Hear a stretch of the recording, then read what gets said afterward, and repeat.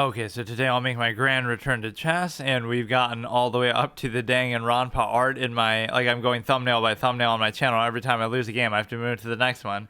And if I run out, I should have to delete my whole account and channel and everything, but I won't say that. But these were some of my most viewed clips, and so it's no coincidence. It has less to do with me, and it has more to do with the game, probably, I would say. But yeah, so two of them have like 50,000 views. One of them has like 20,000. This one has like 3,000. So they're all kind of just random things. It's not the sort of thing you think about when you're doing it. Like, you know, I'll post a lot of random stuff, but I don't expect it to be at that rate. It's like the opposite of my friend. My friend will post like one video in like 6 months. He posts like an XQC dealer has an awkward moment, and that gets like 600,000 views. And then he won't post anything for a while. And then the next video he posts gets like 70,000 views. They're just videos that he's taking from other people's channels, like clips from their streams. But how does he know? Like, how you go from 600,000, then you don't post anything, then you go to 70,000. It's like, how the fuck do you know it's gonna be like? You just have to have an eye for it. You know, you would think, okay, you post a couple things, one gets 5 views, one gets 10 views, one gets 0 views, right? Like, and why is it telling me to do that? Like, install it as if it's a program, like on my fucking phone. That would be kind of cool, actually, if you could, like, rather than having to do it in a browser, let me have like a client for it. But I don't think that's what that means. Like install it where, dude? Like, is that really a thing, or have I just not noticed that? Really?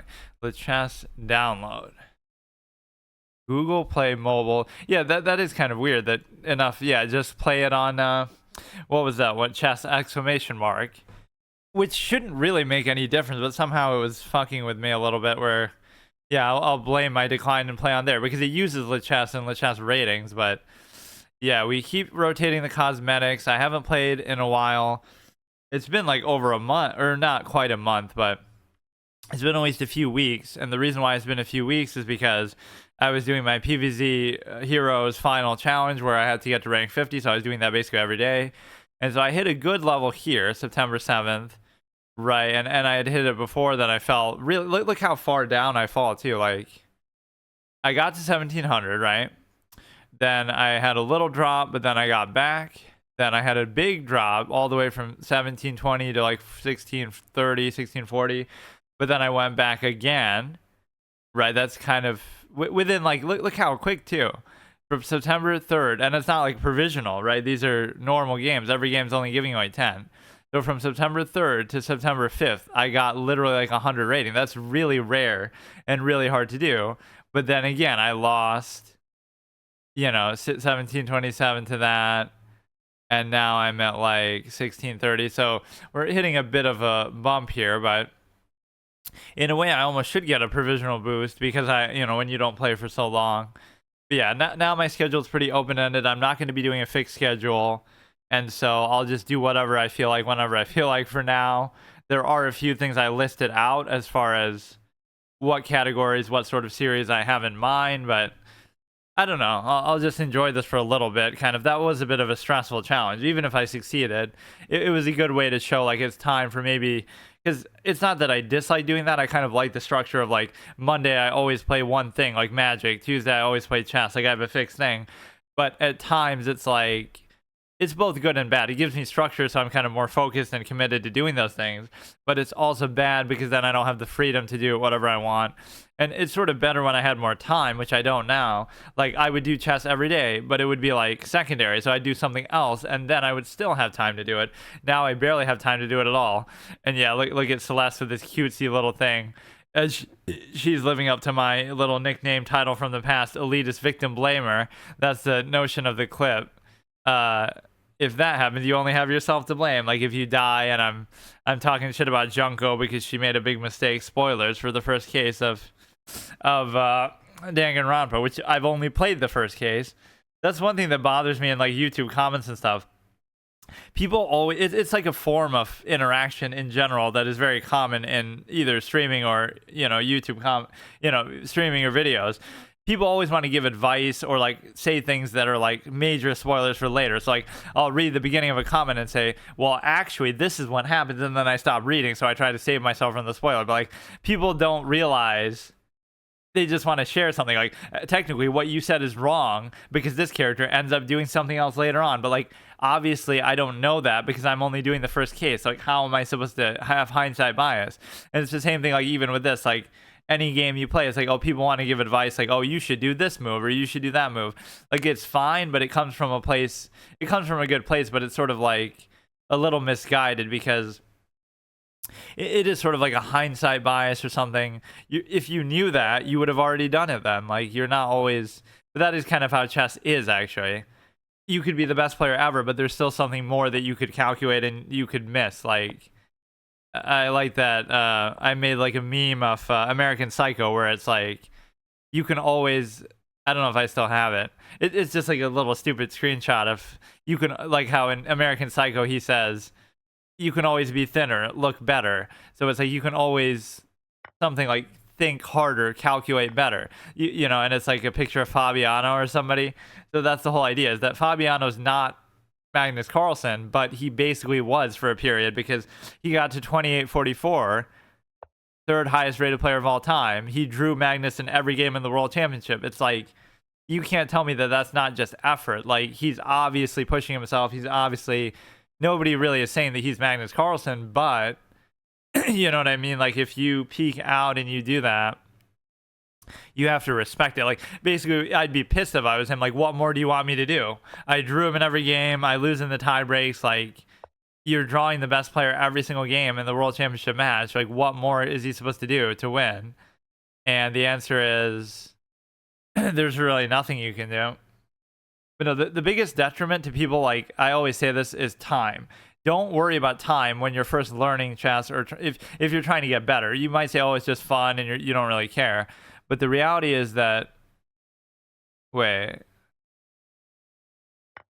the reality is the simple fact that what the fuck is he doing? Now, this could be all part of the master plan. And sometimes you have to not overcommit. Like I got a piece, I should just let it go. Right, but I don't know what they're doing. Like, it's gonna be dangerous. But no, my point was this: that you know, how can you expect to learn something like you're trying to speed run a first playthrough? Who would do something like that? Meanwhile, I try to do permadeath runs of first playthroughs as my main stable format. My point is that don't worry about time because it's like you want to have time to think about and analyze and process and get immersed and really understand and have a thought process of what you're doing. You can't do that even in a 10-minute game. You can't do it. The only reason why I'm doing it is because I don't want to do that move. I just have a bad feeling about it. The reason why you can't do it even in 10-minute games, it's still not quite enough. So that's what most games come down to. So the whole problem with it is the simple fact that this looks like it could be dangerous, but I don't know.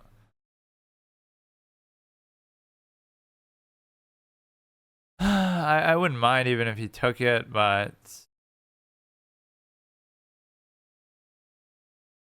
I could move this, ergo taking the knight, but no, I couldn't take the knight. I really have no idea what's happening here. But yeah, don't worry about time. Don't let these streamers misrepresent and destroy the game with all this flashy bullet showing off that they want to do. Don't allow yourself to basically be in a position where... Don't allow it to be in a position where you're able to sort of shortcut or circumvent the game. And the reason why you don't want to do that is because of the simple fact that you need more time to think and process and really get engaged in what you're doing. And that's so important because this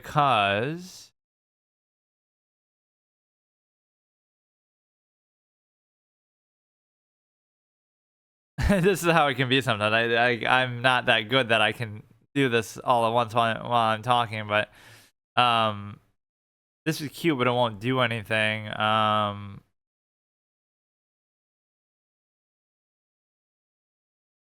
don't know really what I'm trying to do. Like the knight is in such an awkward spot for me that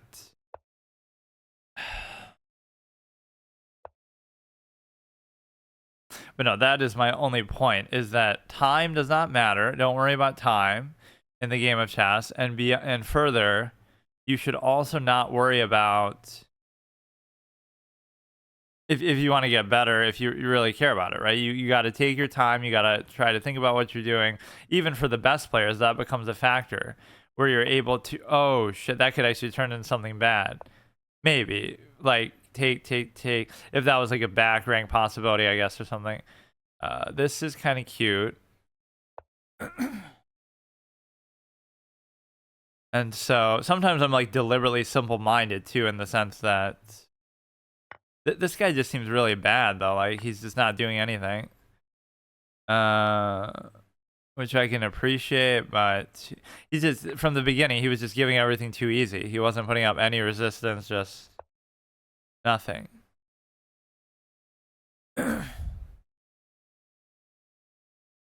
Now we can go to here, and I'm just gonna try to keep it simple. That's sometimes what you should do. Like, don't try to do anything above and beyond. That's always my pink flamingo big piece of advice. Like, don't try to do like some crazy aggressive gambit or some. Just be sort of minimalistic and realize that chess is a boring game, and it's like the more simple and boring you are, the better off you'll be. It's more about countering stuff or whatever it might be. And so, problem is this dark square bishop is not doing anything for me really. And here's where I sometimes get so lax and lazy that I end up not really doing anything. It'd be very simple to do this here, but I like my level of calculation drops so fucking hard when I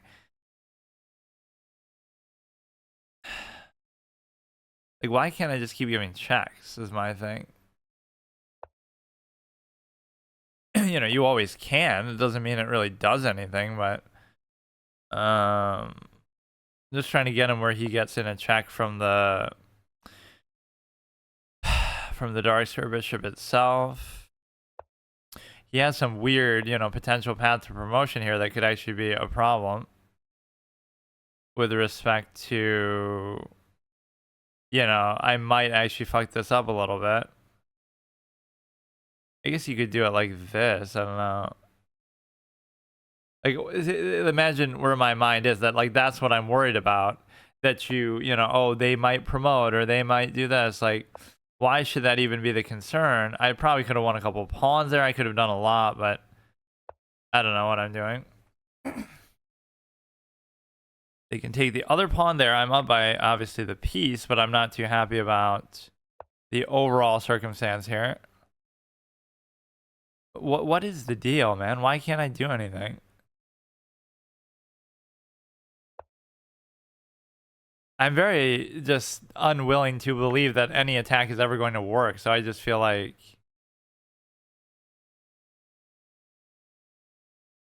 none of this really bothers me.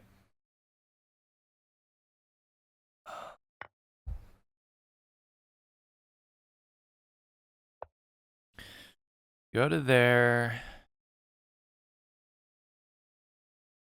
Go to here. I don't really know about that move, but you take it like this if he doesn't address it. Yeah, so you never know how good or not good somebody is in terms of maybe if they took their time a little bit or who knows, but the number of games I've played now is sort of a little bit embarrassing that I always make fun of people. I played 1,400 games to still be this bad. Like, I don't know. It's not very good. Because again, all the things I'm doing are just like all the things I'm doing are things that I could have done or sort of, you know, played similarly at the very beginning when I first started playing. Sure, there's certain things I've learned through memory or experience, but generally it's pretty much the same style of play and everything. But no, that's my biggest piece of advice with respect to I somehow thought there would be a mate in here, but I guess there's just not. Like, what the fuck is going on? What the fuck? How is it not mate? Okay, bro. Okay.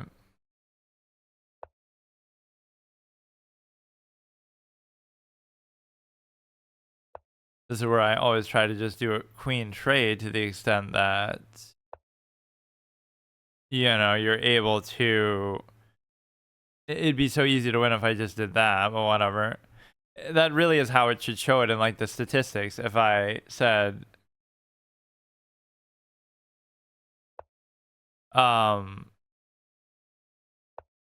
like my level of play would drop so substantially at a certain point.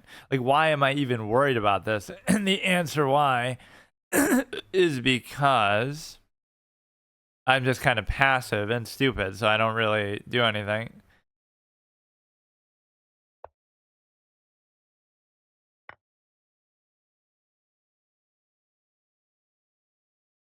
Like, it should not be this difficult when you're up by a certain amount, or maybe that's just like an entitlement that I always have in chess. Like, I think it should be so easy, it should be so simple, but you know, just because you're up doesn't mean you automatically win. It just means that you're in a good position and you should try to take advantage of it.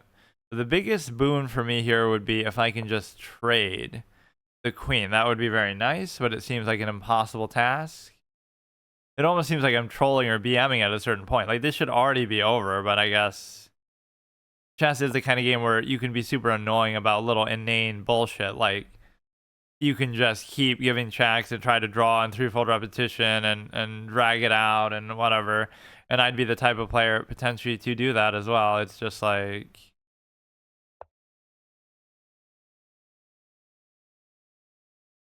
you know, I wouldn't, I don't like to resign just as a general sort of standard, but.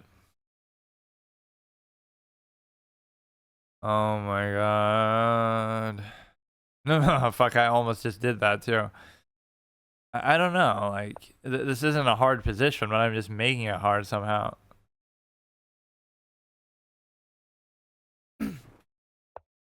Yeah, they're gonna try to flag me here, like, this is amazing, dude. So, all you have to do is either compel a trade, or they're not gonna just let me mate like this for nothing. Oh yeah, I wanted to mess around with something on chess.com just because they added that fucking thing. There's like a Halloween set, if it's still there, which they should always, well, it should be, but they always do these cool sets, like even the Clash of Clans inspired one or something else. I can't remember. Football helmet one, but then they should keep them around, or at least for premium users, they should keep them around forever. Like, they give you an incentive to do it. That's why I would subscribe, not anything else. How is this fucking possible, bro? And like, I don't want to move these pawns or anything either, but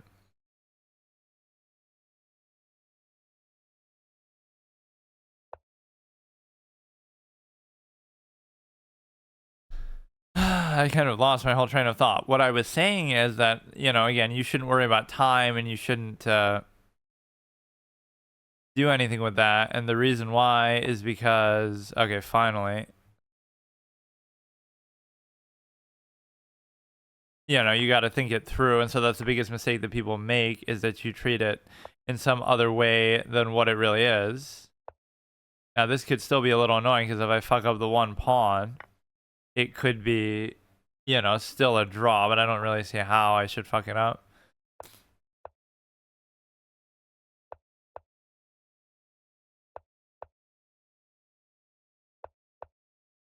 Just gonna watch a stalemate possibility, which if I keep the bishop away, it shouldn't really happen. You go here and they can go off the other side. And so, pretty clear, go here. You know, don't pre-move if you're not really an expert and you don't really know what you're doing. And it's not like time is even still an issue. So, whatever they do, it shouldn't be stalemate. Again, they started off really bad, and then as usual, I always get lazy and stupid myself as the game goes on. And that shows you like a deeper level that's a bad thing. Like, you're so used to getting these kind of positions that when you don't get them, right, that's what you should assume. You're never going to get where somebody just blunders a piece at a moderate level of play at the beginning. Or so what you have to get used to is, get used to those sort of stale, repetitive, boring, drawish positions that I get so triggered by. You might think, well, faster time format solved that, where there's not as many draws, but then it still just feels like that's something that's meant more for expert players to show off. So you shouldn't worry about it at the low level. And what you should worry about is the simple fact that take your time, play longer games, really think through what you're doing, really get immersed in it if you want to take it seriously. Otherwise, don't bother, right? Because it's just not worth it. It's not even a fault of your ability. That's what people mistake. Like, oh, look how bad somebody is. It's like they wouldn't have been that bad if they just took their time. If they played a 30-minute game, they'd look a lot better because they could just sit there and think through it. So it's a fallacy because you're assuming that, oh, you should know all these borrowed knowledge things and logical razors and blah, blah, blah. You should know all that your first time playing the game or generally early on. Nobody knows that. Nobody's going to be like that, right? So it's one or the other. Either you have to have borrowed knowledge to lean on or you have to have time to calculate and think. So if you deprive yourself of both, then what are you expecting is going to happen? So it's okay. I don't mind if they do this. But no, I do want to play like another card game as well. But I think I'll just start to do random stuff though. But whenever I play a game for the first time, I always like to take my time so much. So chess to me is like almost a fodder type of game. Not even in a bad way per se, but it's one of those things that I would just play like just when I don't know what else to do, or just almost as a just chatting category. Or that is almost how I define just chatting back in the day. Like there should be no such thing as just chatting content in the theory, but it should be like you're doing something like this, right? Like a card game or chess or something like that. And you just, you're not fully focused on it or something, or it's kind of in the background, or it's turn-based, or it's slow. And so you can turn it into that, like where you're talking about random stuff. You could be listening to music in the background. You could be watching videos, reacting to videos, discussing all kinds of random stuff while you do something like this for a long period of time. So the point behind that is the simple fact that, that's almost how it should be, instead of just, oh no, I'm just sitting there and I'm just talking and it's just chatting. Like, that's the form of it, but it's like without even the pretense or the structure behind it, it seems kind of dumb to do it that way. And I wish they let you put like a profile picture icon like that. Like I could put my Diablo Shush, because that's almost what it seems like it's meant for, right? That little picture there. But I could never figure out how to use it. I don't think there is a way, or like to change it.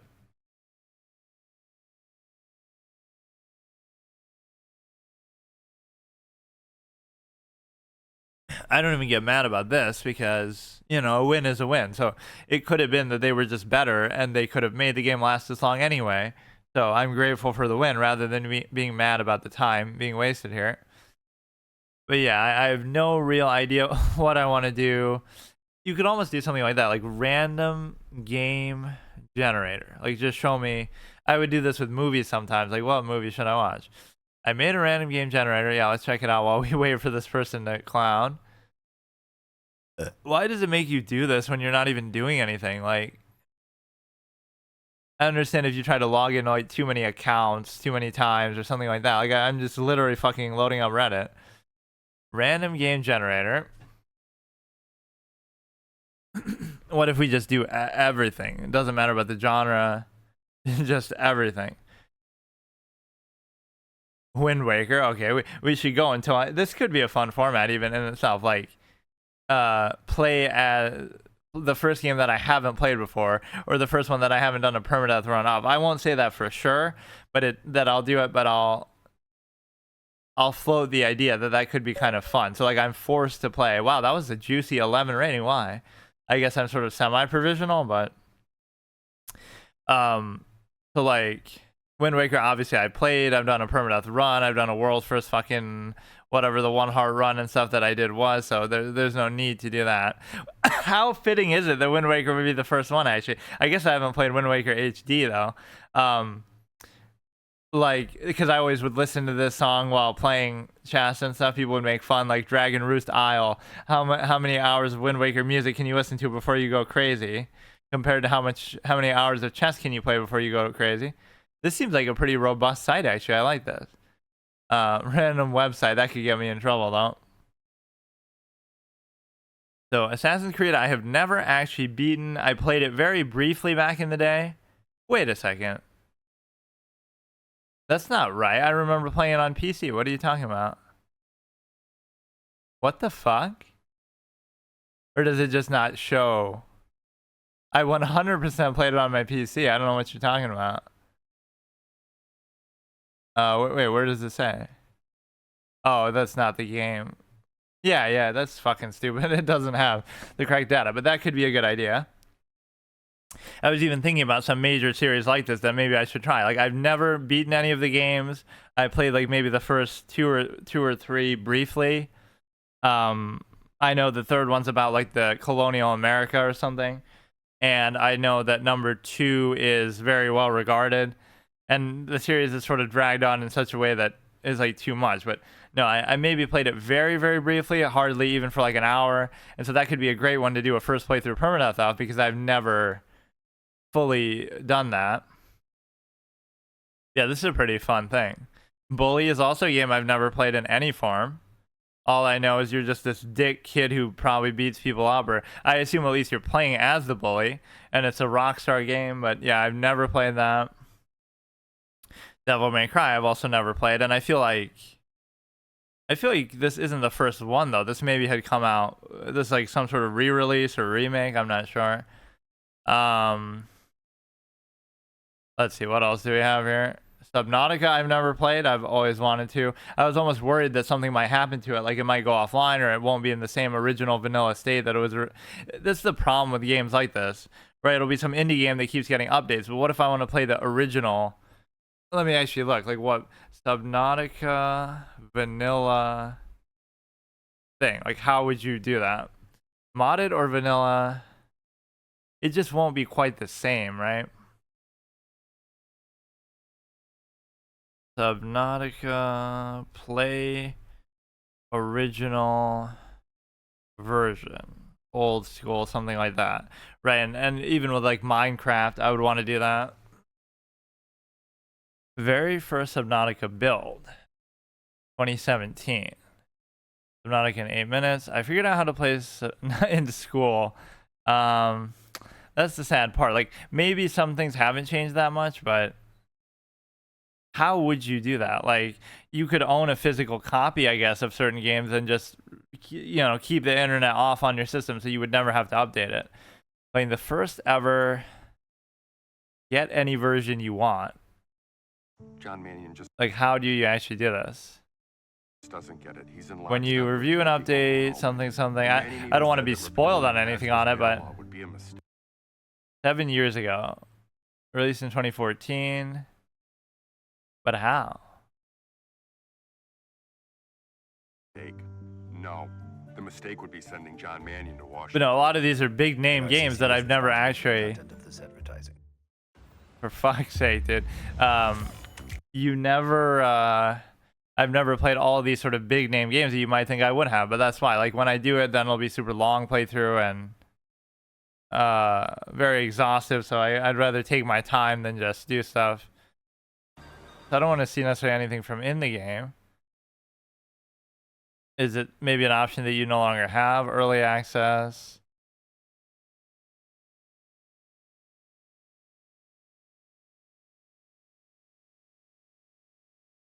I don't know how you would fucking find this, but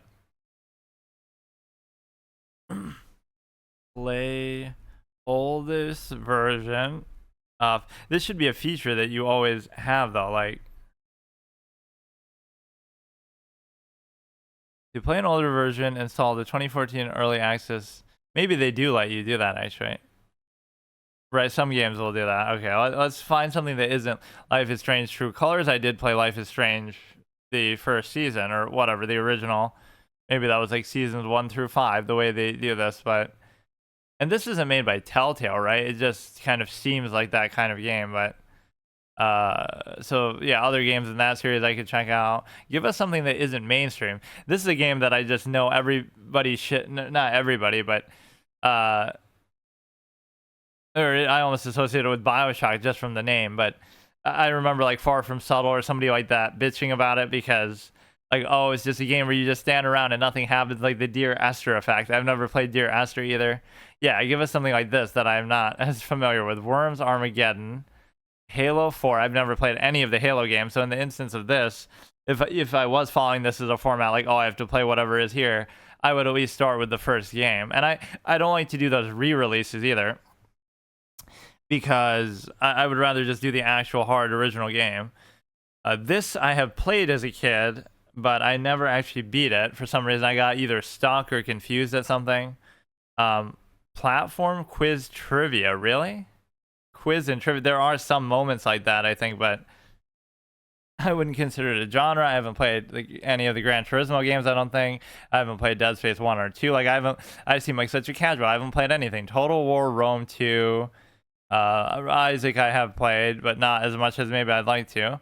Xenoblade, I've never played any of them. I don't think I played any of the God of War games either. This I haven't played, obviously. Driver, I don't even know what that is. Worms, why are we getting some of the same biased sort of genres? Unpacking it. This is the kind of thing I want to see. Like, just something super obscure that I have no fucking idea what that is. Zelda 2, okay. Little Nightmares, I haven't played either one. I wanted to play the one on iPhone too before, that's one of those obscure things. If I'm going to play a mobile game, the, what was it called? Like Littlest Nightmares, or it has some other weird name. Among Us, obviously, I played. Path of Exile, I played once. United Offensive, 2004. Yeah, that would be kind of worth doing too. Go back to the oldest Call of Duty games and just do the single player campaign in like a first playthrough permadeath. 4, I think I played a very small amount, but I don't really remember it. Makes me think of almost like Pikmin that I could, I've never played that either. Splinter Cell, the only Splinter Cell game I think I played was Conviction, which I played a good amount, but I still didn't beat it. I have a bad habit of doing that, I guess. Cataclysm, I played for the first time, or not really. I guess I played it very briefly originally, but I did it with the re-release briefly and trying to do some weird permadeath format. Max Payne, I've never played any of them. Fallout Shelter, I played briefly. But no, that's the problem with some of these online games, is the state of them is unrecognizable after time. So like, you could play it now, but it won't be the same as it was originally, so it's hard to know. That's another one. We get Wind Waker and that, as we did some iconic world first type runs. Diablo 4 I did briefly. Battlefield 5 I don't think I really played. That I played when I was a kid. RimWorld, I don't think I played. Splatoon, I haven't really played. Antichamber, no. Yeah, like, can we find something that I actually have played? Like, fuck. Yes, no. No. No. No, like, fuck me, no. Full Throttle, I don't even know what that is.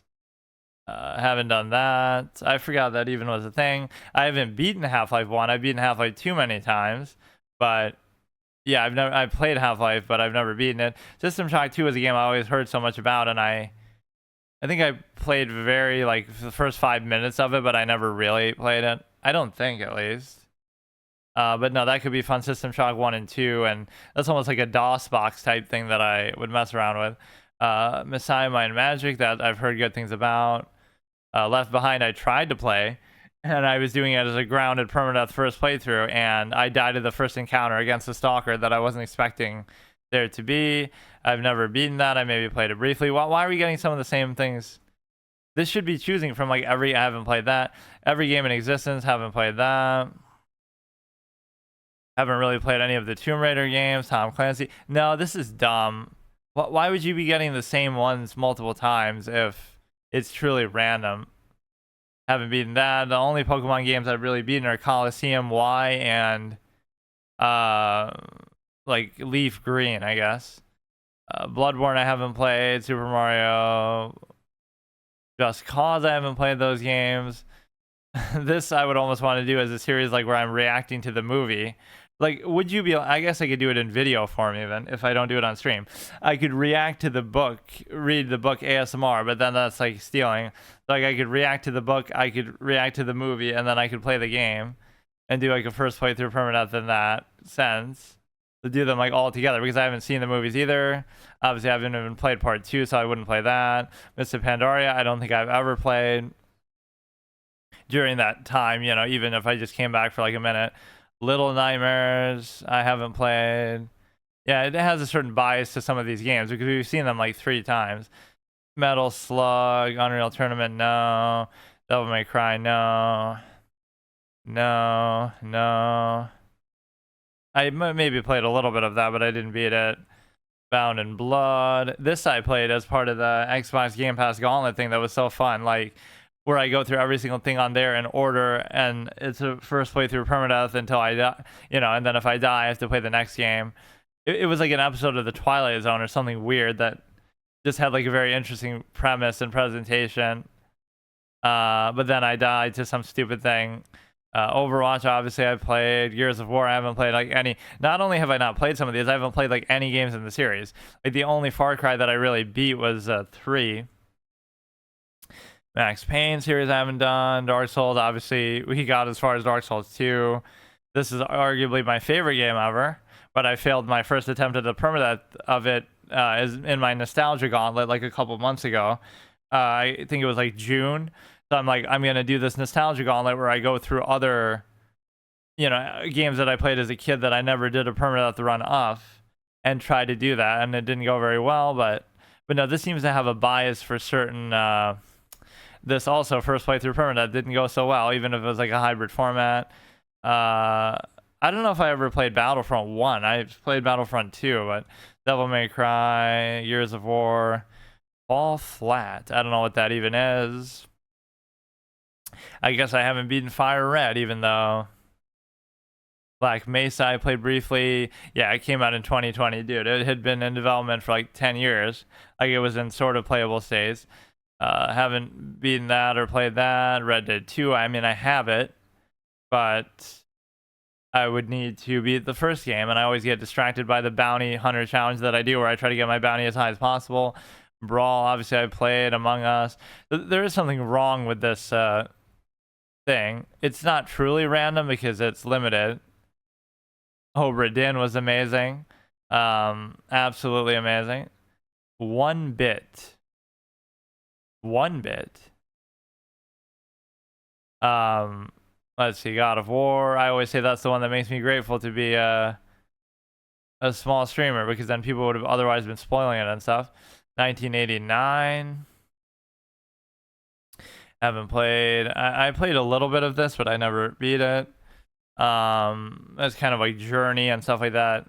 It Takes Two would be difficult to even do because that's a 2-player thing. The Sims, okay, whatever. This is kind of addictive though to look at. So we could go back and look at that and say I'm going to play all these games in order because based on what is suggested, which is not a bad format to do since I can't decide for myself what I would want to do, and it would be still a permadeath thing. Like I'll do a first playthrough permadeath of Assassin's Creed, and if I die, then I move on to the next one, like the next game on this list. Or if I don't die and I beat the game successfully, then I could move on to the sequel and, do the whole series like that. So you're playing for either the ability to continue the series or the ability to move on to the next game overall if you fail. So that would be kind of a fun way to do it. Let's see if we can find a different one here. I just got distracted by wait, what? Escape from Monkey Island. I don't think I've ever played that, but people always said it was so good. I never beat Portal. And I seem like a casual, but what I do is I sort of do one thing and then I obsess over it, or I get really immersed in it. So like, I'm not somebody who will do every little thing that I come across. I'm more like, I'll do it, but I'll take it like super seriously, or try to 100% it and be a completionist and really get immersed and do challenges and hard modes and multiple playthroughs and all this kind of stuff. But the consequence of that is you miss out on a lot of stuff too. The majority of things I've really beaten historically were when I was younger, like Nintendo, phase before PC gaming. PC gaming became more a thing like where you play things over and over for a long period of time rather than more, it's more about the quantity of, or I guess you could say it's more about the quality of one game that you keep playing over and over, like WoW or Hearthstone or something, or this, instead of playing a variety of stuff. So that's kind of a consequence a little bit that, you'll miss out on so many things, but you will just play the same thing over and over at the same time. Okay, let me do one more game. The times when I do worst is like when I play just for the sake of playing. Like whether I win or lose, like I just want to play just because I want to play, or because oh like I have time this one day, so then I'm gonna play all day, regardless if I'm doing good or bad or winning or losing, and that's not a good standard necessarily to have. You should stop if you're doing badly or whatever. Take your time. Don't like rush. So I'm already 1640, and so we're on our way back to 1700. So it's not that big of a deal. It's just I've had these up and down sort of moments. This can sometimes be a little dangerous, and the reason why is because of probably that. And so the thing is that it's stupid, but I'll still be +1, I guess. Is that really worth it to castle, or he's trying to be all cute now? He's trying to be all cheeky. He's trying to be all cute. Now, you could go there and take this, but you won't be able to. So maybe you can do it now, or normally you can't do it. Okay. So the thing you'd like to do the most here is I would like to trade queens, because then whatever sacrifice he just made is not going to be entirely worth it. So you could deal with this, but then I could deal with this. And if not, I can do this. Probably not. Even something I want to do. And so what you can do here is you can obviously, you can do it, and that's pretty good. And going to make their life a little bit difficult as far as castling as well. Although maybe I didn't think that through entirely. This is one of those busted ass fucking games that's just like, it's just dumb. Like, oh, I don't know. I'd say I'd be willing to give this up, but the problem is, like, I don't mind losing the rook, but now I'm going to lose it for nothing. Although I guess with the queen involved, that would have happened anyway. Or, oh, here's a genius level move, because now you can't take it. And, oh, wow. Look at this, dude. That is such a hopeless bullshit position where you're, like, losing out of the opening in a way that's stupid. And this guy's probably studied his whole life. Maybe not, but, like, this is the only hope of escape here. Oh. But if it wasn't for that move, and as I'm desperately trying to trade the queen, again, all I'm trying to do is like sort of settle the position down in terms of like just don't fucking lose out of the opening. I'm not even trying to do anything. I'm not trying to attack. I can't even castle now. Right, like it's fine. I'm +1. The position is bad, but again, these kind of positions don't matter as much if you Grand Lord of 64 squares. These positions don't matter as much if you don't have the queen. Then it's not that big of a deal, basically, is the point. Now, would it be worth it to make a very slow trek with the king all the way over here? And the answer is it's not worth it, but I'll just do it anyway. Just to sort of, manually castle almost. That one started off very irritating, and again, it shows you like some sort of opening theory shenanigans. That is one aspect of the game that I would never really like, because it does just become memory and attrition and stupid. So what you'll do is like, oh, you'll pin it and do it. I would take you. You could take and check. It actually probably is fine, like. And the real reason why this is so important to do is because of the simple fact that I want to get the rook out. So then it's no longer a concern, but it's also kind of irritating. And so you have the ability to, I would take that for free, but it wouldn't be free because then you could take that. And then I'd end up in kind of an undesirable spot anyway. So it's fine. How many viewers you got? Not many. Okay, what do we have here?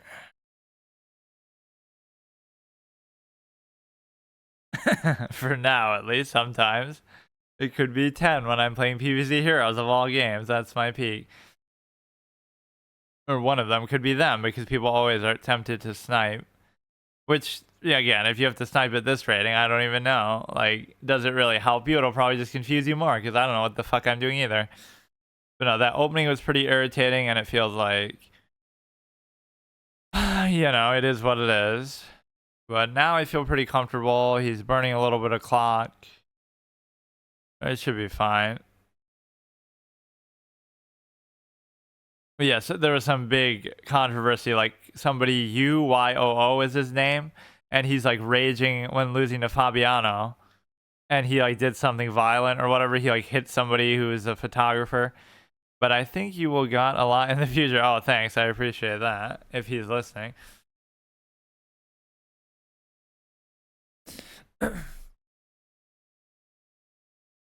Yeah, the only way I would deserve to is if I actually improve at depending on what I'm doing. But if I'm playing chess, I should be 2,000 plus at least to get any sort of validation. I like the fact that this is distracting him from his game too. He might end up losing now on time because he's being all nice about that. But no, I do like this feature that they have. And it always said that, oh, they'll remove this if you don't stream for a certain period of time. But then I always don't stream for like several weeks or a month. Like even when I was doing my variant challenge on chess.com. But it never took it away. So it doesn't seem like they're too strict about that. So I do appreciate a lot of things about the site are good, like the whole free aspect and everything. So let's see what he's doing here. Oh, yeah, I wanted to play on chess.com. Just to mess around with the little Halloween pieces. I don't know what I could do with it though. Like I'm not allowed to play normal games on there because of my format. I'm not allowed to really even have an account on there until I get to 2,000 plus on here in both classical and rapid, which could take the rest of my natural life to actually do. But let's do this, or let's not do that actually, or I don't know. Because now this knight becomes a liability as well. Like, come on. That's like a bait play. Because it allows you to do what I was just identifying before. I really don't... I don't know. Like, now you could try to force it to move. Just my development is so busted here, man. Alright, you can just get it out of the way. It could actually sit here pretty comfortably, I guess. Just sort of... I don't know. This seems like a mistake.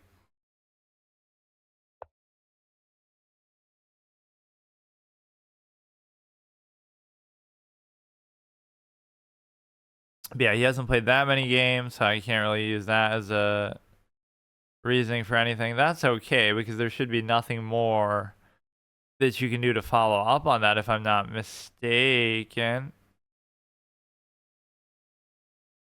Whoops.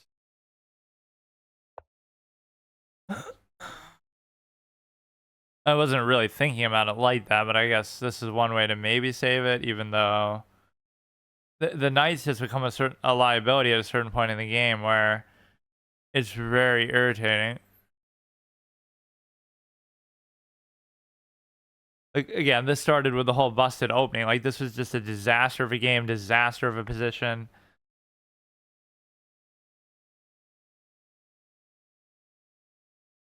He's gonna have something crazy he can do, and I don't even care.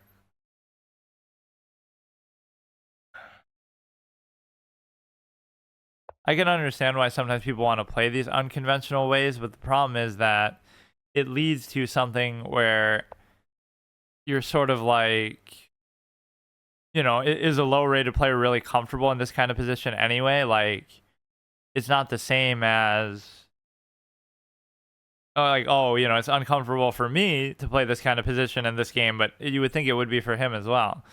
So everything else is fine with this. The only thing you want to consider is the simple fact that we could do this, I guess. And so now you're obligated to move the rook. And if you move the rook, I can take the bishop, even though it's not free, it's still fine. And then you're also able to do it in such a way that again, I want to just trade stuff as I often normally do. I want to do anyway because you just want to settle everything down. And if you can do that, then you can obviously you can settle everything down because then whatever my position might be bad and my king might be exposed, but it doesn't matter because there's not enough material for them to attack with. So it doesn't, like having the queen off the board is the number one thing. That was actually an epic moment earlier on, like where I get the queen trade that I didn't even consider that this was, a move for some reason, but like I'm so, surprised that I was even able to do that. Okay, that doesn't change anything with it. In fact, the more we keep doing this, the more, even though it seems like it could be bad, the more the king is actually being an aggressor. If the king doesn't lead, then how can he expect his subordinates to follow? As a wise man once said. Bro. Not really doing anything. I mean...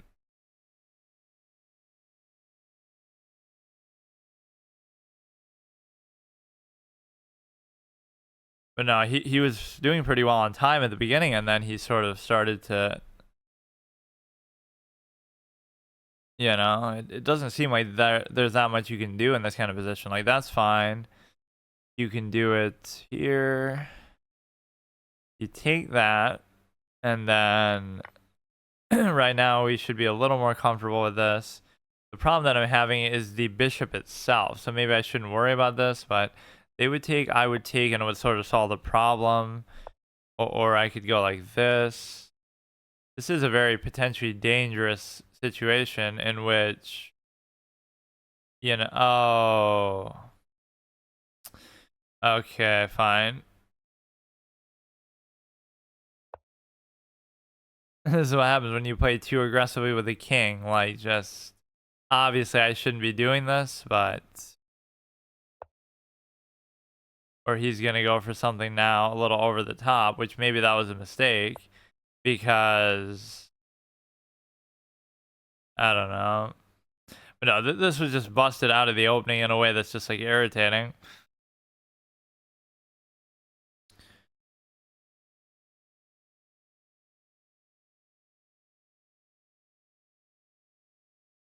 Right, he had my rook for free. Now, in trying to be all cute about it, now he might have put his own rook at risk, so now he can no longer take it for free. So that was a totally unnecessary thing to do. Just what you call getting greedy in chess. Okay, all I have to do is, I don't know why I'm playing so aggressively with the king. Like, what the fuck am I doing?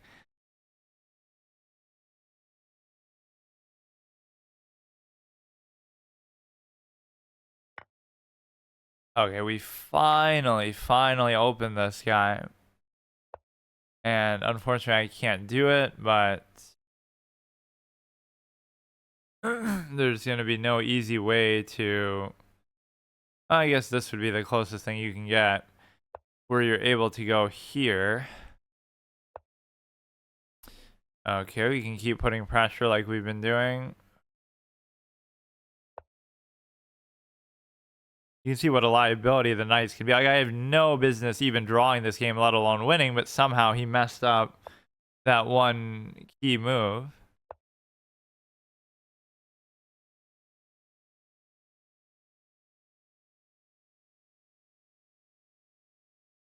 Oh.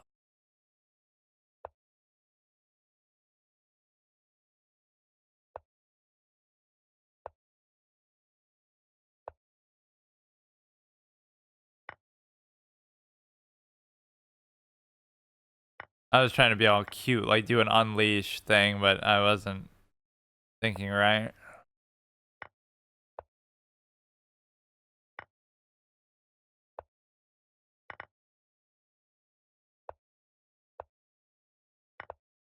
It's just one of those irritating games. Like, there was nothing really, like, whatever. Like, look at the opening, just study openings because that's how these go.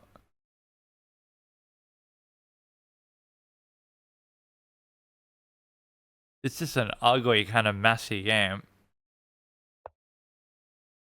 That you're sometimes going to see that, but it's also not really worth it.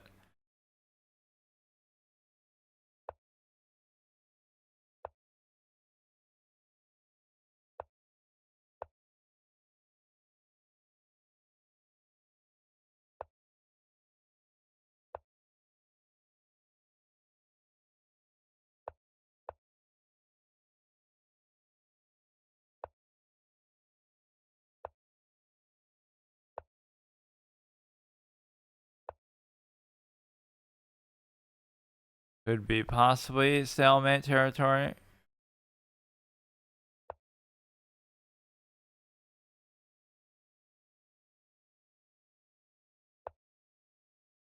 It's actually pretty close to it.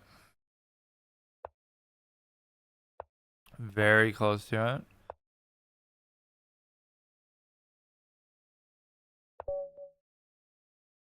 What the fuck is going on? And so draws also don't count as a loss, so he got to 1600 off the back of that though too. What a triumph. So we keep our little thing alive. We don't have to change the cosmetic. That's the real annoyance of it. But yeah, basically the opening was just irritating.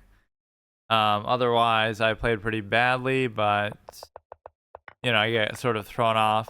I don't know why this has been also laggy lately. When you're going through this analysis, like my computer can't handle it, but it's probably more like something to do with the aesthetic and cosmetic of it. So I have no business actually winning or drawing that game, but we somehow, you know, just the development was so bad. We finally get the bishop out, and that would have been probably the cutie pie move that I was looking for. You take here, so that now you have it well, but he's not even there yet. So if he had done the same thing, then I do that. That's what I was trying to do, but that's how I blundered my bishop, because then the king was in the way, and so it was too slow, and I thought I was being all cute about it, like you're able to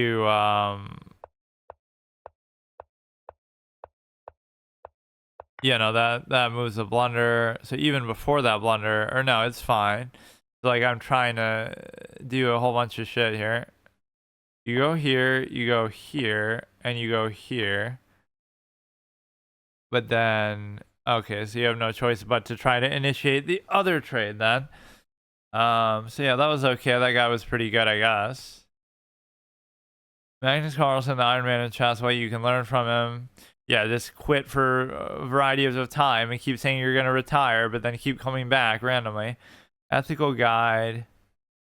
Yeah, the ethic is you're supposed to resign, even though I would piss people off that I make them skip their lunch because I just refuse to do it and play the game out. Even, you know, I do it like it's some big immersive event. Like it's not just a game. You're not just trying to get it over with. Like it's a big deal, and you should treat it like a big deal. So if I'm going to commit my whole day to playing classical fucking games, then you know I'm not going to resign and cut it short. The real philosophy behind that is you shouldn't need to do it because you shouldn't lose in the first place. But I still lost like 2 rating for that, but that's still better than the alternative. So even though that ends my streak, like if you're on a win streak, it's still you know, it's still a draw. Okay, see you later. Okay, so today I'm going to continue my little filler period of playing chess now after that PvZ hard mode challenge. So basically what it means is, oh, we're having a bit of a frame rate issue here somehow. Like you know, I still want to finish the Smite permanent gauntlet that we had. I still want to play I want to do Magic the Gathering on a regular basis, whatever, and I'll fit in other whatever random things I come up with, but the reality is that I don't have. Seems like my mic is kind of off a little. What's up with this? It's the fact that you're basically in a position to you know, I do this when I don't know what else to do and I don't have time or energy to do anything else. So I won a game and then I drew a game that I probably should have won, and so I still escaped with that. So that allows me to keep the piece set and everything intact. So Celeste is going to be, I would say she's staring into your soul, but she's really not. She's sort of just looking all cutesy and whatever, but she's like the victim blamer type of personality type that I often put on, at least when I'm playing a game, you know, or a story game or something RP that I sometimes do, especially in terms of, you know, even in a game like chess, I'll be like that. Like, oh, if I lose, it's my fault, and I only have myself to blame. So in a way, it's sort of, if that happens, you only have yourself to blame. Like you're in full control of everything, even the whole thing of like starting off as white or black. Right, is not really anything relevant. What I almost want to do is listen. I haven't listened to music in one of these sessions in a long time, but like I want to listen to one of those scary kind of songs, like that you see in these YouTube edits. Like what's it called? What's it called? Like Brian is so beautiful or something. This one's kind of cool actually. Intro loop plus super slowed. Yeah, I haven't listened to music in a while, but in anticipation of Halloween or whatever, it just feels appropriate. I've been watching some of these shorts, like right, it'll be like somebody exploring an abandoned building or something, and it'll play this. Right, it'll be like a happy song, and then it'll turn into this once they are delving in the depths, basically. Or like that water corridor thing is so good. I love that as like an ambient track. I'm the type of guy who like listen to the same thing over and over like a million times. I lost a couple rating despite the fact that I won that. Or I mean that I drew that. It'll just be the same thing over and over the whole time though. 1647.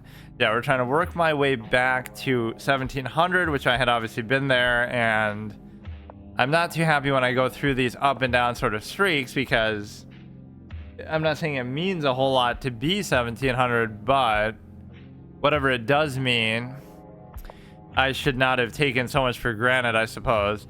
But no, my schedule is pretty open now, not in terms of how much time I have to stream, but like whatever categories I'm doing are kind of open-ended, so I'll have to just decide on a whim what I want to do. There's like this update for GTA Online that I wanted to see, like if I have time at some point. It's like you go back to Ludendorff for whatever the starting area, and you get to fuck around there, like the whole you get to fuck around with respect to that zone that you otherwise can't go to, like where the first bank robbery happens and everything goes wrong and Trevor gets shot, but everybody else gets shot, and whatever, like Michael gets shot and whatever, Trevor escapes and stuff like that, so you can apparently go there, which seems pretty cool. I always want stuff like that to have like a single player version. Like give us a mod that lets, or a single player DLC even if we have to pay for it, whatever, that allows us to like play all that content through with all the different weapons and items and missions and story and everything. But don't make us do it only in multiplayer, either because we don't have time or because we don't like to play with other people or whatever, right? It could be more fun just to do it like that, but it ends up being a waste, basically. I always get nervous about these kind of pawn pushes because it feels like it's too aggressive to where, you know, I just don't know what to do with it. And I should almost punish it by this is gonna be so repetitive, the fucking song. What's another good one? Like it's no fun doing chess without music. I was trying to avoid it just because whatever, like it doesn't really matter, but in principle, like, oh, it could be copyright or something. I normally don't have issues with that, but what's the other one? Okay, that's perfectly fine. That's what I was even anticipating trying to do that for. Now, even though this seems a little awkward, you've sort of shut down the little overly aggressive pawn push that he's doing. Yeah, it's nice to be back to playing chess, at least on a little regular basis, although I don't know how much I'm going to do. My schedule is such now that, like, I don't have enough time to do multiple categories in a day, so, you know, like, if I do this is all I'm going to do today, and I'm not going to do it even for that long, or whatever I decide to do. If I do the Smite series, that's all I'll have time to do. So it's fine, but, okay, this we can just give a check. My development is pretty okay here, actually. It might be worth it to sack the knight to get rid of these two pawns if they really became a threat, but I don't think it's that big of a deal. You could take this and I could take this, then you can't castle, but it doesn't seem like you'd really want to castle that way anyway, the way things are going. So that's fine. Yeah, this is one of those examples of like my bad tendency where I just am super lazy because like, I'm not saying I'm that good or anything, but when you're already there, like, okay, I'm almost 1750, and then I just tank it and lose like 120 rating. It's like, obviously I'm just not trying, or I'm getting like overconfident or something. So it's kind of dumb. Those are the moments that I really don't like either, because it's like so unforced, right? You're just kind of doing it. You're just not trying as hard as you were before. For whatever reason, you get burnt out or you get overconfident, which is often what I actually do. Like, oh, I'm doing so well, so now I'm gonna stop trying as hard that I had to do to get there. You could do this if not for the night itself. You could do this in the sense that I would take, you can't take there. If you don't do anything about it, I can just take, but it doesn't matter still. Speaking of being lazy, I always go for these kind of moves too, where I just, like, I'll do these kind of just easy, cheeky trades that aren't necessarily that good. This looks a little bit scary, but I somehow don't care about it.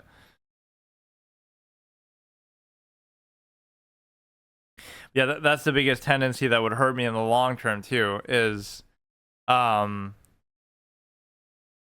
you know, you're in a classical tournament and it's like, do you really want to sit there for 20 minutes on one move and calculate the best possible move? Or do you want to just, you know, oh, I could just do an easy trade and just get a quick win or a quick draw or whatever. Like, it's too tempting and insidious to do that. Like, you can always just get a draw. You can always just do whatever you want. So it's like, it's not that big of a deal, but you have to at some point, especially in the longer formats, you have to overcome that desire. I don't know what the queen should really be doing here, but I don't like to play overly aggressive with it at all. In fact, I'm very passive with the queen, or maybe I'm just very passive overall as a player, period. But I feel like to a certain stage, it's always served me well so far. Because the whole principle behind it is like, if you don't know what you're doing, then you shouldn't be too aggressive, right? Unless you're really confident and you know exactly how to attack. You know, I'm more so trying to react to what they're doing, even though I'm white, and in this case, you shouldn't play like that. So that is still pretty dangerous that you would allow me to get here.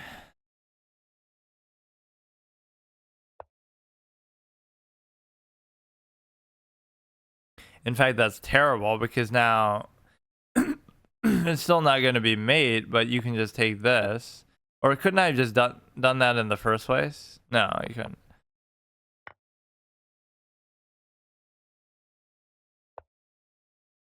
We get a free piece, and the problem is now there's no easy way to do this, so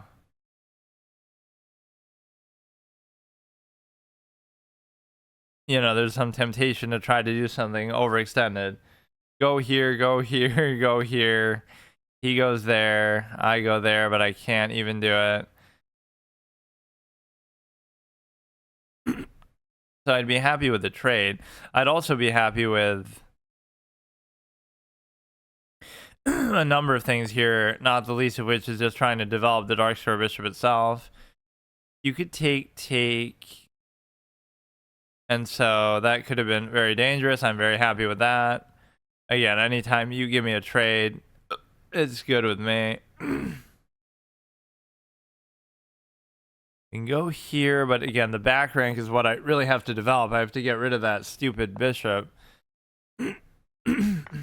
This could be very dangerous, in fact, because now I don't know. That's just a problematic file that I've given him. So I can't make this move the way that I want to, because I don't know. I guess I could afford to do it, but it just seems a little weird. You have that, which is a little cute, I guess.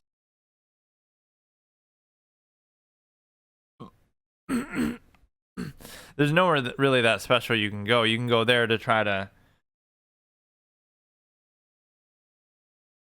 I don't know what I want to do. It's all because of this stupid bishop being undeveloped that's going to come back to bite me. You can go here, attack the bishop. There's nothing that the actual rook can do, or I mean nothing to give a check at least. Okay, that's fine. Let's just bring this out.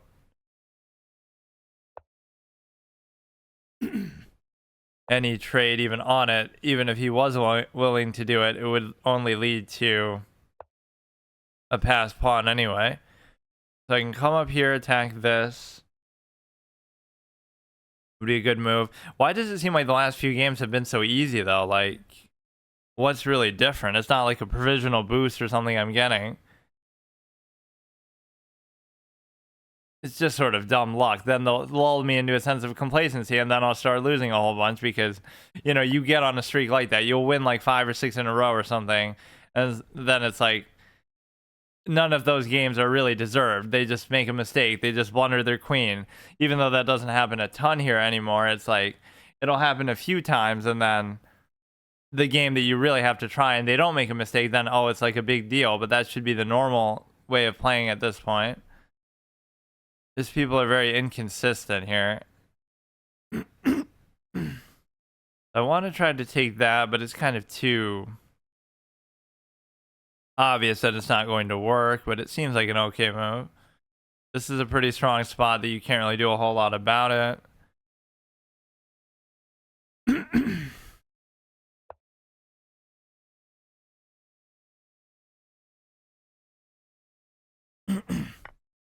You'd go here, but that would not be good.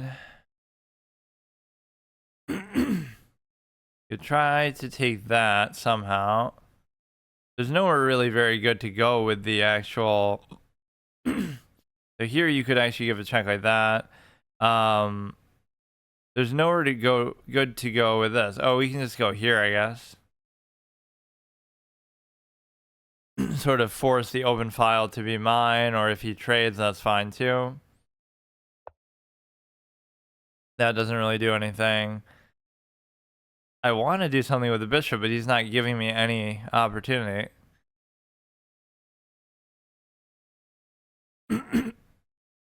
My bishops have been sort of screwed this game, honestly.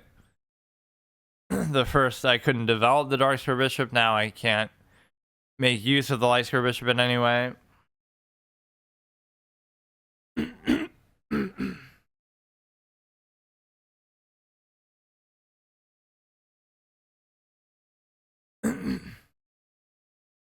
Yeah, all these people suck even worse than me. No offense, but they're just kind of like everything is just too obvious.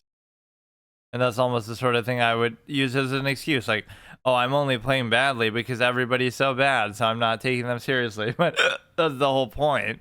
Is like you can't use that as a reason why. Whoa, he joined 2 weeks ago and he's already played 500 games though. That's crazy. I haven't been wanting to make this move the whole game, but I guess I will. You could go here, then. Okay, now I can't do it. I mean, I could afford to even trade down or sack a piece or something, but I just don't want to.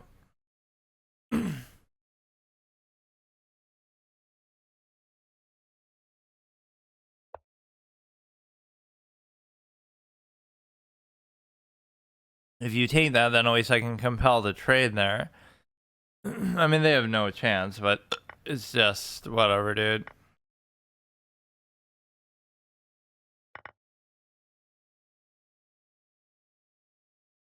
Now, they are on this side, but the whole beauty of it is the simple fact that, you know, you won't be able to touch that. This can probably go the whole way.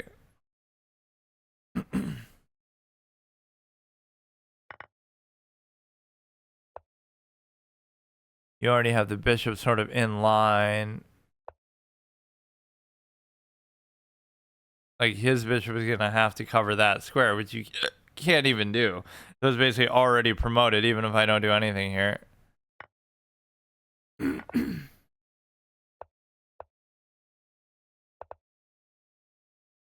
This don't give a stalemate. This is gonna take a while though. But no, I am getting like a minor provisional boost because these kind of wins wouldn't give you that much rating. That might only give you like 7 or something, right? For somebody around the same rating as you. So because I hadn't played in like a month, maybe it is giving me a little boost, but not like anything huge, like when you first make an account or something like that. But my rating stability is usually pretty good. Like, I didn't play for a couple months on here because I was doing my chess.com. Oh, that's what I keep forgetting to do. I want to play on there just to try out the piece set of the little Halloween pumpkins and stuff. But yeah, what was the other song? There was some other song I was listening to. It's like in these little horror, stupid edit type videos. I can't remember. But yeah, let's do another one. What is it? Or like this one's good. Memory reboot. All these, like, take any song or every song in existence and just do memory overload or reverb. What is it? Slowed plus reverb. Just take every song ever and it just sounds better apparently. It's one of those things that just gets overused at some point. Okay, go here.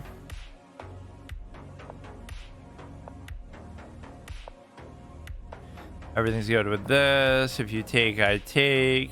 Don't try to play the opening too fast like you're some opening theory master clown. That's the triviality that it shows you about opening theory. Like with, you could do that with any game if you really wanted to. Like,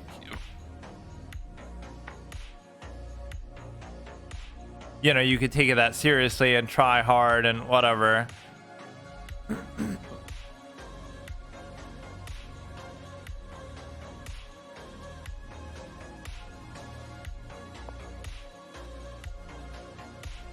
Like in chess 960, you could take every single starting position and metagame it as hard as people do with regular chess if you committed to only playing that one version all the time.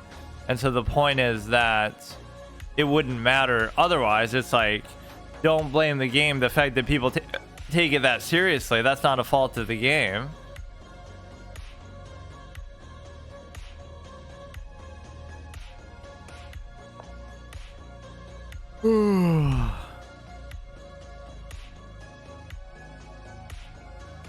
Hard to say. I guess this kind of makes sense because what I'll do is I'll have the open light square diagonal and have this sort of pawn structure that is actually not too bad. Even though it's doubled pawns, this is kind of the one structure that makes up for it a little bit because it's still kind of aesthetically pleasing and it kind of makes sense.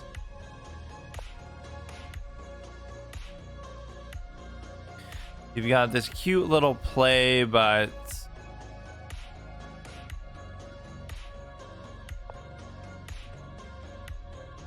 okay.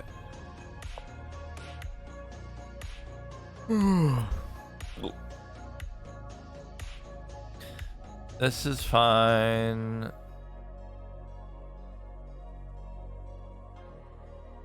I don't see immediately what he's still doing on that. You just have to take your time, especially at the beginning, which nobody ever really does that.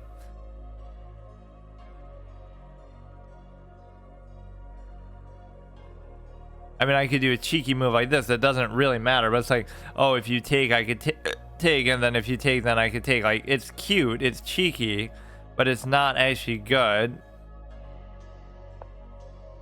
But he's trying to be all cute himself. And all we get out of that is just compelling a trade, which I do consider a favorable trade, or at least this is like, you know, you're winning a pawn, which is not really a big deal. In fact, the difference between the bishop and the knight could have made that, you know, in this kind of game especially, that bishop was so much better than the knight that it wasn't even worth it to do that, probably, even for the pawn, but it's hard to think like that. Oh, he actually almost baited me there.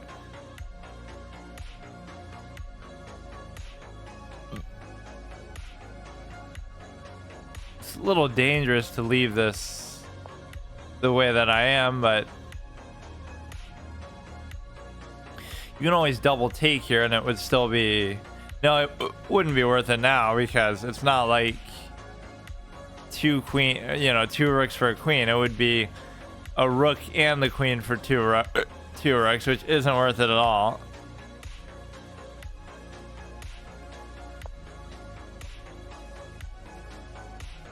Like, I don't want to do it, but I guess I have no choice because I couldn't even move the thing otherwise.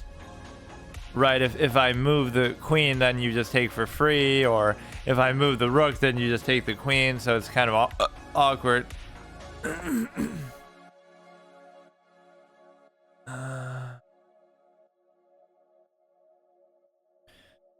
Yeah, how many games have I played for the clown that I am? 1,400 games to only be 1,600 something. It shows you my lack of motivation more than anything. Because again, I'm not that different now than even when I first started playing. Like, it's the same general thing. So I wouldn't mind doing the queen trade, although I'm not up by any meaningful amount.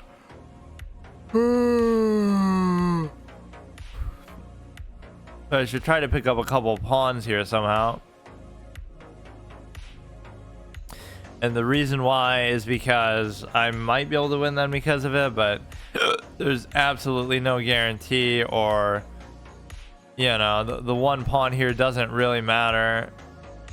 I kind of want to get rid of this one though, because this is at least, I guess he didn't really let me do that. You can give a check there and take this, which I can see that, but I guess I don't really care.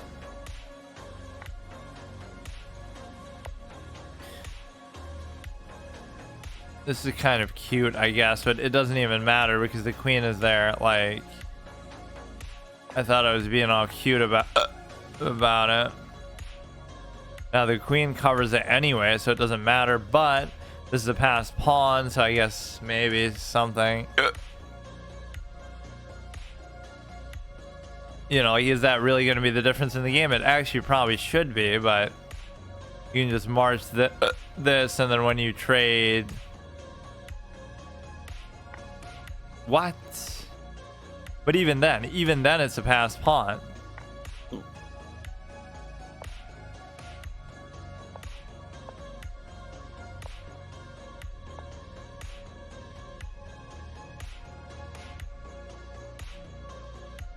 So he's gonna have to do some sort of opposition thing, or even here, I'm ahead of the curve, so you can't stop me with that. I get it one turn early, which probably could be a major difference in the game. And I still have the passed pawn, so I'm not sure how much that really helped him to be able to do that.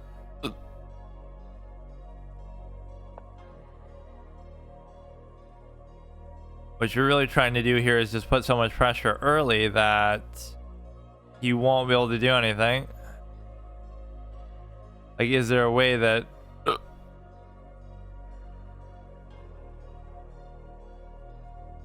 like, they can't give a check? Because they can't give a check, I'm almost putting too much pressure. It's not a mate because of this stupid ass position, whatever that we're in, but... and if I went there, I'm opening myself up to a check. We're hitting this. He can't give a check. That was an interesting sequence of events, so I wasn't expecting it to go quite like that, where he traded the queen just to let us both promote together. I'm not sure that it really helped him, but...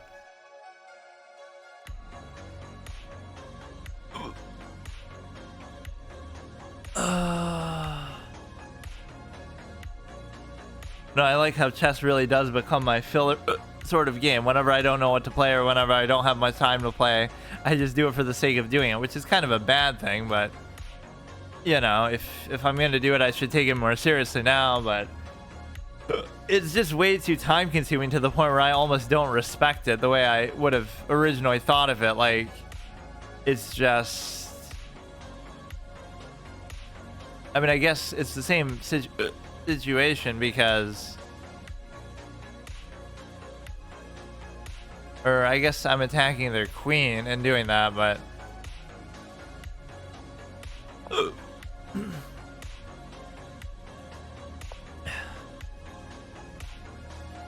gonna be impossible to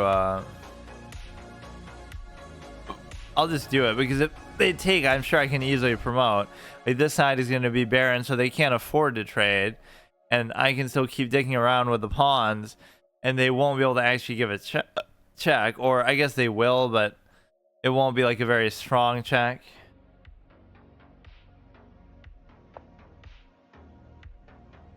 Right, like, so even here, you can't do anything else, and you have no choice but to take now. Yeah, you're fucked already because you don't have any other pawns even on this side.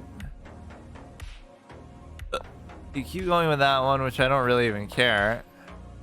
I can take these two. You're gonna have to worry about. Only thing you can't do is don't do that. Now I don't even have to do anything. Just pre-move this all the way. Which I don't know how you make multiple pre-moves like on here. It's the case where you see people do that all the time on chess.com. What the fuck is that one other song? I can't remember the name of it. There's the Brian is Beautiful one, and there's one that's kind of similar to it. I can't remember.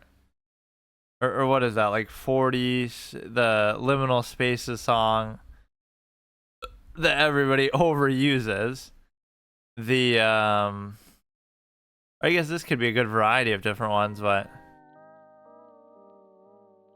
this isn't the one that I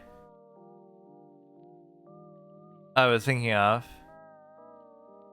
What is it? It's like 643 or something. It's like some random combination of numbers. Yeah, somehow this fits actually pretty well with chess. All this obsession over the back rooms, like, I don't get it. Like, it's a game that had some little following to it, but there's got to be more to it than that. Like, why is it so unbelievably popular?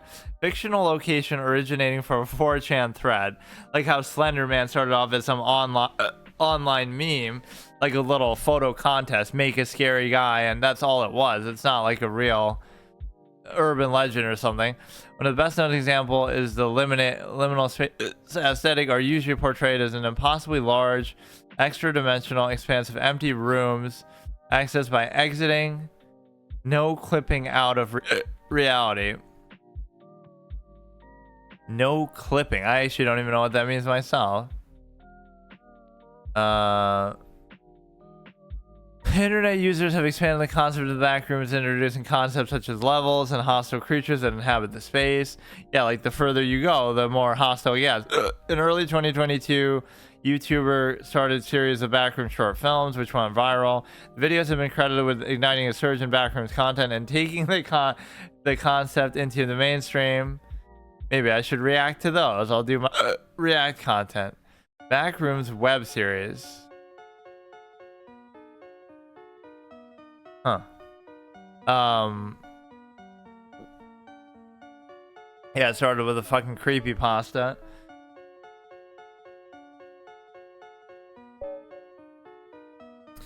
Alright, let's try to go on a good streak here.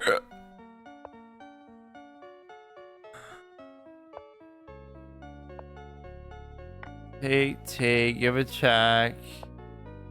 There, I'm tempted to kind of not do the thing. Normally I'd be like, oh, if it's the bishop I trade, if it's the knight I don't trade, I can wait and maybe do something else, but then I end up regretting it later probably. You know, when you have the chance to trade, just do it. But you go here.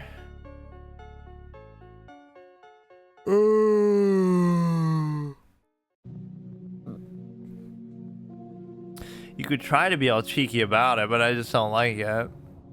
But there's no need to be doing any of this shit.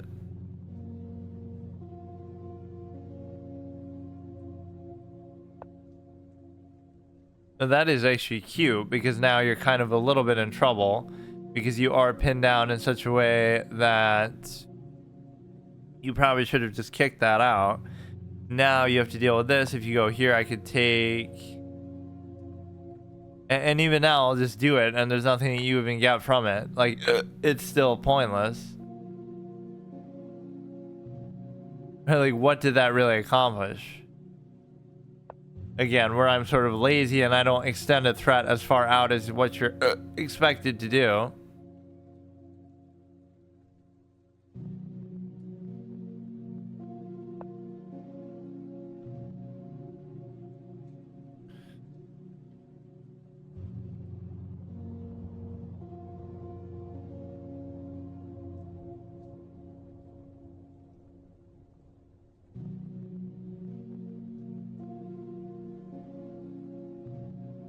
I don't know exactly what to do this move. We have, like,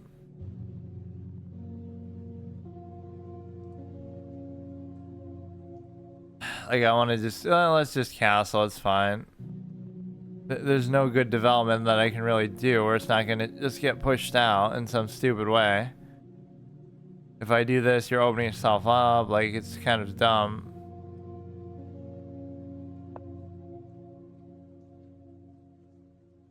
You go here, you can push it out, but even if you push it out, it's like, you take with the queen, I'll trade, otherwise I'll wait. You go here, it's pinned, but I can deal with it, but it's not ideal. In fact, there could have been something really bad I did there. Where, you know, you do it, then I can't move it, then you do it again. They're kind of not really taking advantage of it though. What the fuck is this? This is not a... What?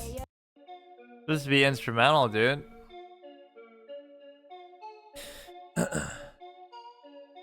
You go here, or again, I don't want to leave it like this though. But this will be relatively safe there because it doesn't have to ever get pushed out by a pawn, even though it's kind of on the edge of the board. So it's not really quite an octopus knight.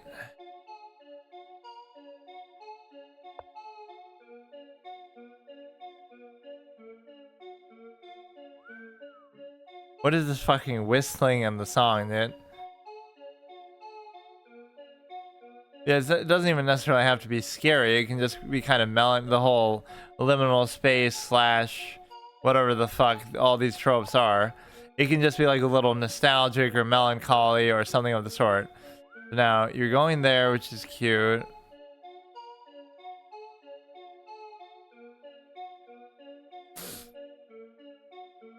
You can go like that, and there's not a whole lot he can do about it. Nothing with the knight would be that big of a deal. That fucking whistling kind of ruins it.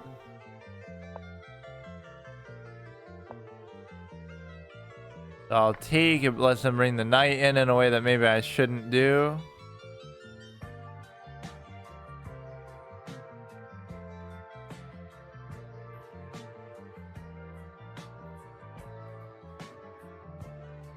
Some of these are kind of too jamming to actually be a simple, laid back, relaxing, what?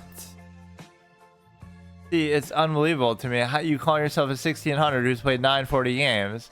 How can you make a move like that? But this is the kind of shit we got to take advantage of. Man, these 1600s have really declined since I played a month ago. Why are they so bad? Or am I just better all of a sudden, even though they're just doing such dumb things and losing in ways that are not typical? Which I don't mind, but something just feels off about it. Like, it shouldn't be that easy. Ignoring intuition and championship regret. In the high-pressure world of chess, a single moment of doubt can turn a path to victory and a lifetime of regret. This one critical decision can forever alter the course of a championship.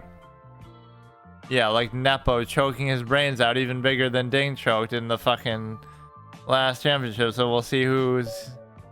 I would have my money on Gukesh just because Ding showed himself to be so mentally fragile, with all due respect. Nobody's saying he's not a good player. He's been a great player his whole career, but that doesn't mean that...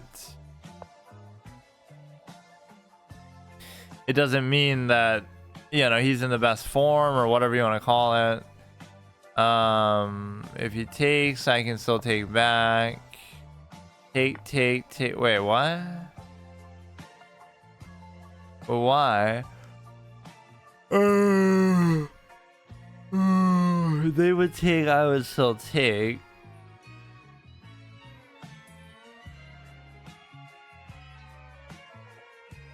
I don't see how that really helped them at all, but okay. It could be that, you know, oh, I'm double attacked there, but I'm sure there's some way to do it.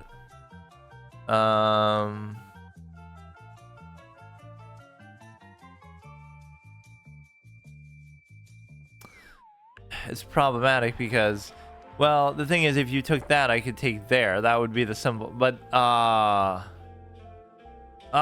shit.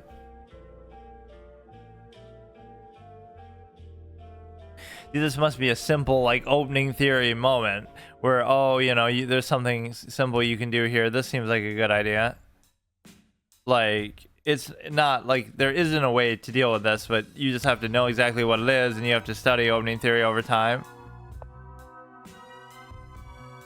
Gotta be some good opening with this you could do, but I don't see it.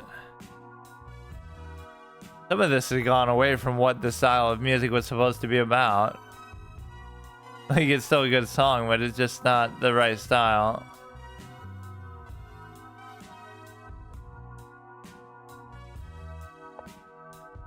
You can use that as the anchor pawn here and then go there. That's my patented technique. The anchor pawn where you have as few as possible and you're trying to do it in such a way that you're able to just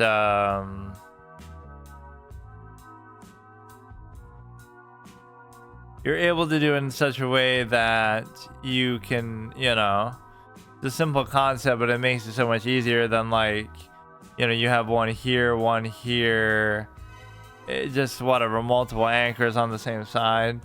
Doesn't really seem worth it.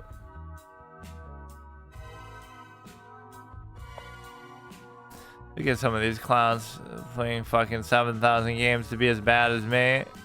Imagine that. You go here, take.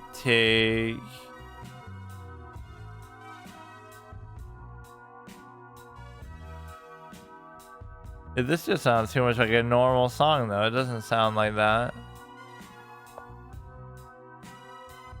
I'd love to get to 1700 right now, even if I'm going to be on a good streak, but I'm clearly too tired, if you couldn't already tell from my fucking lack of energy and delivery. Okay, we can just do this so we set up for the thing.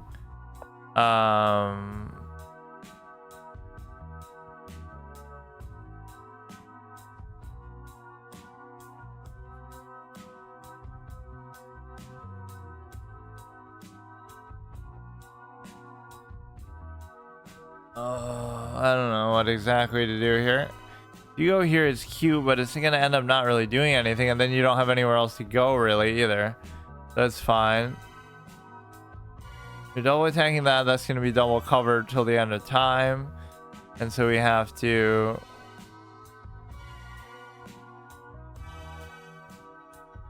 They would take, I can't take...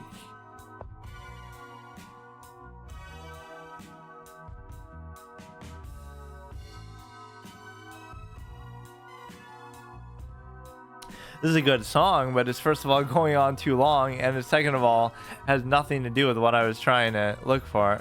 Alright, this is good. I feel like I've heard this before too. This fucking bishop is being kind of annoying. No, this is like a god level knight though. It should be a little deeper, but it is actually an octopus knight. You go here, you attack this. These are the kind of positions you live for though. Like, what is it that you do here? And the answer is it's going to be super nuanced because I don't know what it is. Now the only reason why you can do that is because of the night covers. Otherwise, you could just double take now. Like they would take, I would take, they would. No, no. I guess you have this one too.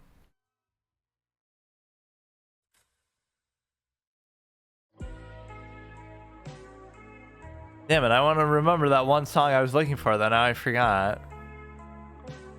I was trying to like compile all these ones that appear in these YouTube shorts and stuff. Like Yume, Nikki, Barrack Settlement.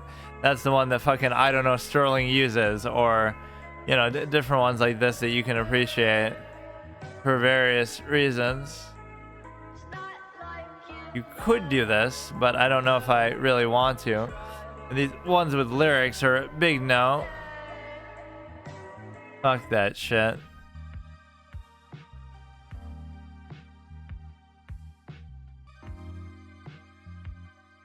I could do that, but I don't really want to. This is one of those positions that, like, it's not a bad position, but it's just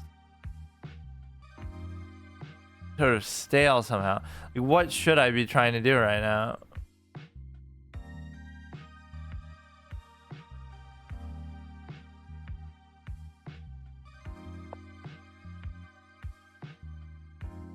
I don't know what he's trying to do. I don't know what I'm trying to do. So what the fuck, man?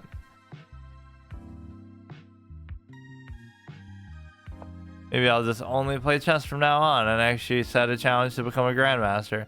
But this would be kind of cute, but they would take, I would take, they would take, I would still take.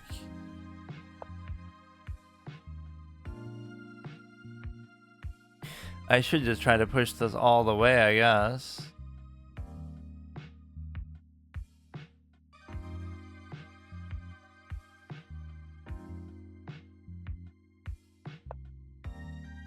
So they would take, I would still take, perfectly fine. They push a pawn. Seems like I could just take it. I don't gotta.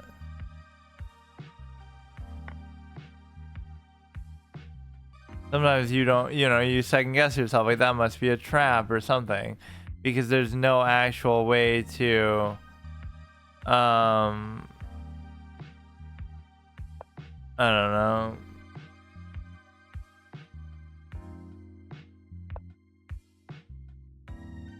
And neither of these knights really have to move.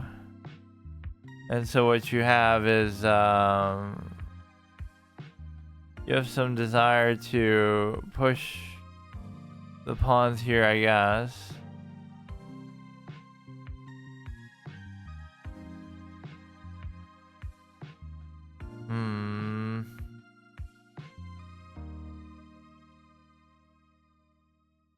Okay, so what you can do now is, alright,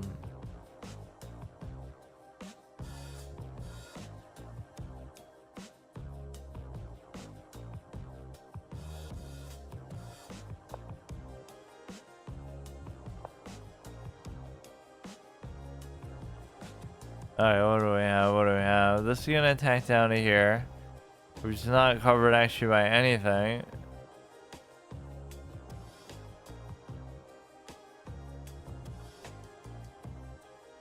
Okay, what do we have? What do we have?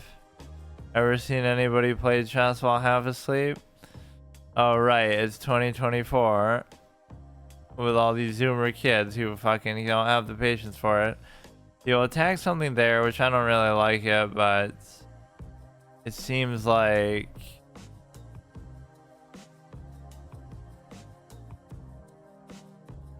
okay, what do we got? What do we got? I don't have time.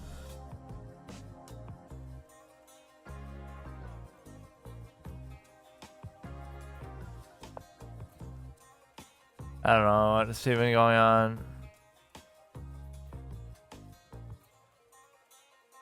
I'm not in a bad spot, but sometimes I just get a little annoyed by some of these positions that they sort of drag out, and this is where I'm very happy to see a trade of any variety.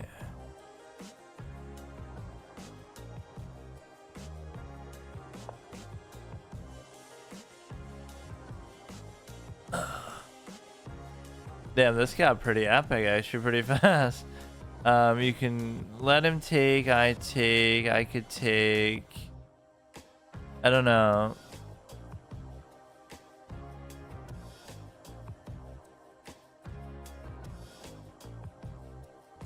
I would take, they would take, I still can't take. They would take, I would still take.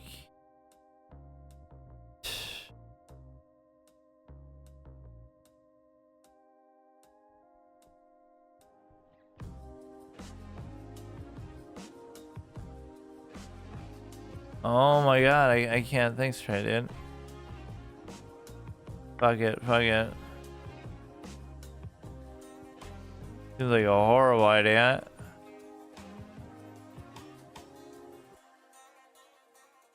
They would take, I can't take. I wanted to bait them in some way where I could do that then.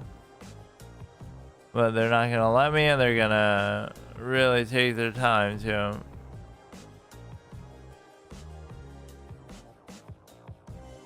Okay, come on. The sleep gambit. Put your opponent to sleep by taking too long, even though I've taken way longer. What do we have here? You do this.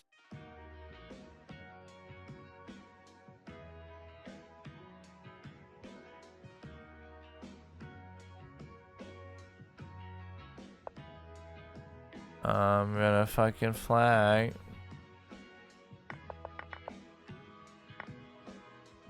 You take there, I go here, and I can't even do it.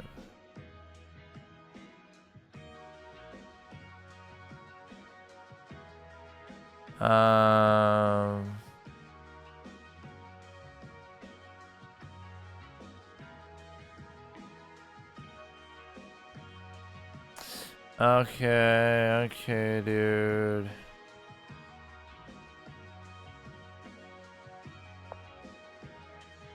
They would take, I would take, they would take, I would still take. If not, I could just take this, or I could double take. This guy's done well, at least at dragging the game out so much, though, that this could then become an issue.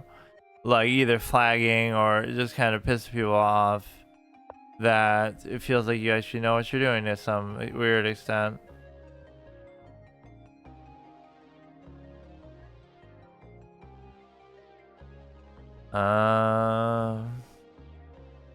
This would be really quite a strong thing. And the reason why is because I